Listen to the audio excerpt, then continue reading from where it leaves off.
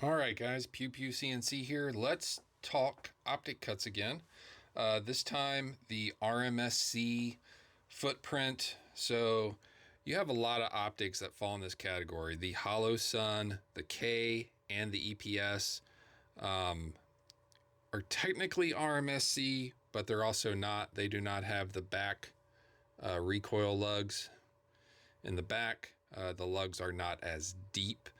So they're not a true RMSc footprint, but they do fit some RMSc footprints. The spacing on the holes is the same. And then you have things like the O sight here.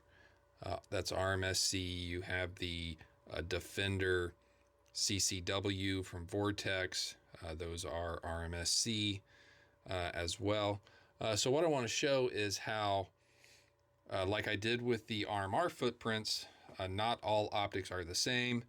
So I end up having a unique footprint, a cut for each one of these patterns. And I've even got some stock slides here with RMSc footprints on them. So we'll see how these optics fit. So this is a Glock 43X.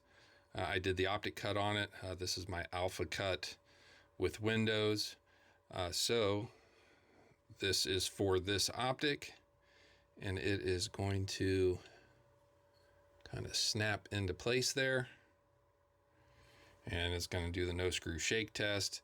So that is that optic. So these will not fit. So this is the O sight optic. It fits down in the pocket, but you can see the holes are a little different size, so that doesn't want to snap down on there. And then vice versa, this is the one that's cut for the O sight, the Holosun optic. The body is actually quite a bit bigger than the O sight, so that's not going to fit. So the O sight optic in the O sight pocket, again, it's going to kind of snap into place. It's going to pass the no screw shake test.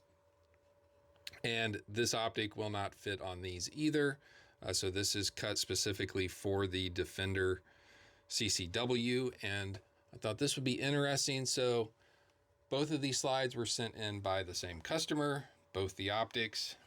But as we're going to see here in a second, not all optics are the same. So this optic fits into that pocket. Light press fit into place. It's going to stay on there when you shake it. The other optic is actually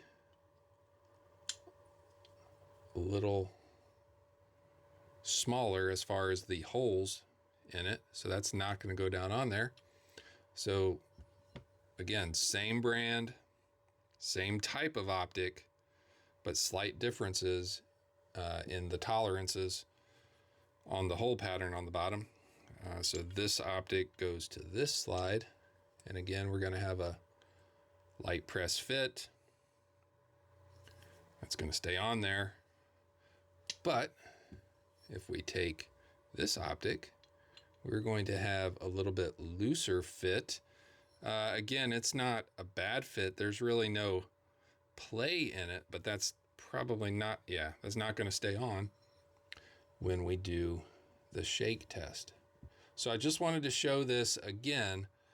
This time with the RMSc footprint optics, just to reiterate the importance of sending your optic in with your slide when you send it to me for an optic cut. So let's compare that with, so this is just a generic cut. This is a Hellcat.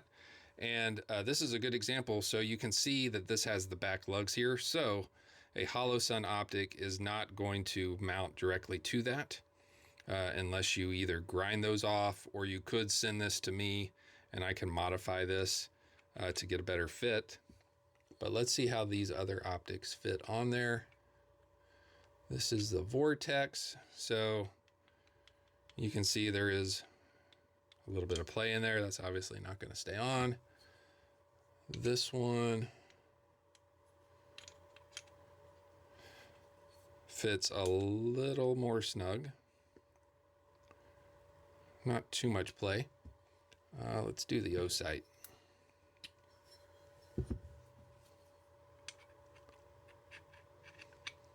All right, so the O sight fits on there. A little bit of play.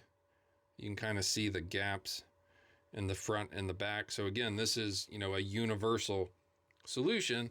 So they have to make it a little looser. This is the new HKCC9. This does not have the lugs in the back, so the Holosun probably will fit on there. Yep, so that fits. A little bit of play, not super bad. The other thing you have to watch for on this style is how tall that the lugs are. So the recoil lug holes in the Holosun K are not as deep as, say, like an EPS optic.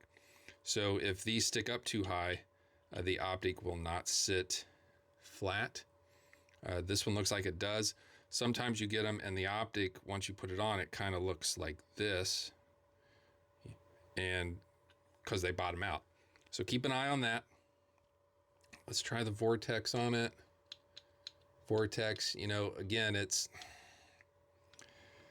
a universal fit, right? So, I mean, there's quite a bit of play in that. Did we try the O side on it? The O side, again, quite a bit of play.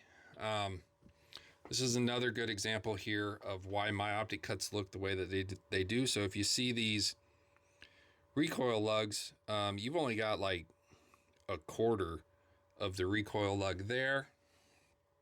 On this, you do have 4, but again, you've only got like a quarter of a lug. So why do they do that? So they do that because you're milling this with an end mill. And if you want to get that full recoil lug, if you look at how thin that wall is right there, if you want to mill that into here and get the full recoil lug, you're either going to have to use a very, very small end mill, which they're not going to want to do that on a production part. It's going to wear out too quick. You'd have to change your tools constantly. So that's what they end up with. They make it look like that. The reason mine look a little strange, okay, is because I want that full recoil lug in there. I don't want to use super, super tiny tools. So I use a tool that is, you know, kind of small, but I know it's still going to last and work well. But you end up with that area in front of the recoil lugs. Let's see, did I grab the right one for this? All right, there we go. That's the right one. So you do end up with that little area right there in front. But don't let that scare you. This fit right now is far superior than what you're going to get on just a generic optic pocket. There's no play in there. It's going to stay on, which is going to keep all of the stresses off of those tiny screws that hold these in place. And you're not going to have issues with screws breaking. You know, I don't know with these, but sometimes when you have an optic that fits really loose like this, okay, every time, yes, when you put the bolts in, it's not going to do this, but if it's doing this without the bolts, it's going to try to do this even when the bolts are in there. So every time this side is the slide is cycling, this optic is going to be trying to do this, and the only thing holding it in place are going to be those screws, which eventually those screws will break. I don't know if I have one here. So this, you know, this is a typical optic screw. These are tiny screws. They are not meant to really hold up to much abuse, which is why I do my optic fits. So the optic is tight, and the only thing, let me see, let me grab the right one here.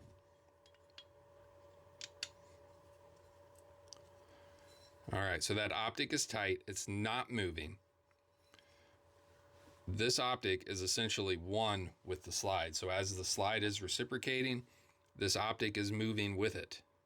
And the only thing that these screws are doing is holding the optic down. They're not holding it in place like they are with some of these other cuts. They're just holding it down. So this is the Hellcat. This one isn't too bad. There isn't that much back and forth movement. Let's try it with the O-sight. The O-sight, a little bit more play in it, but not bad. But I just wanted to go over this today, just one more time, showing why I do things the way that I do, why I think that direct milled is definitely superior to factory offerings. And I understand why they do it. You know, it is what it is. They want to make sure that this slide is going to fit any optic that you might want to put on it. But for long term, you want your optic to be a nice tight fit to your slide so that you won't have issues moving forward. So thanks for watching.